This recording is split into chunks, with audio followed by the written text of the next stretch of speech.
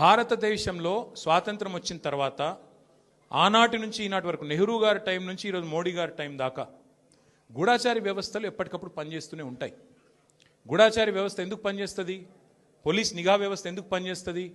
ఎవరన్నా ప్రభుత్వాలను అస్థిరపరిచే కుట్ర చేసినా, దేశంలో శాంతి భద్రతల సమస్య తలెత్తే విధంగా వ్యవహారం చేసినా, లా అండ్ ఆర్డర్ ఇష్యూ వచ్చే విధంగా ఏమైనా అపభ్రష్టపు పనులు చేసినా వాటిని నిరోధించడానికి డెఫినెట్గా పోలీస్ వ్యవస్థ తన పని తాను చేసుకుంటూ పోతుంది. 2015లో మన తెలంగాణ రాష్ట్రం ఏర్పడ్డ తొలినాళ్లలో మా ఎమ్మెల్యే గారిని ఒకరిని కొనడానికి ఒక దొంగ 50 లక్షల రూపాయల బ్యాగ్తో వచ్చి దొరికిండు. దొరికిన తర్వాత ఆ దొంగ మీద ఏమైనా నిఘా పెట్టినరేమో పోలీసులు, మాకేం తెలుసు, మాకేం సంబంధం? పోలీసులు దొంగలు, వాళ్ళకు సంబంధం ఉంటుంది, మాకేం సంబంధం మధ్యలో రాజకీయ నాయకత్వానికి? ఇవాళ వాస్తవం ఏంది?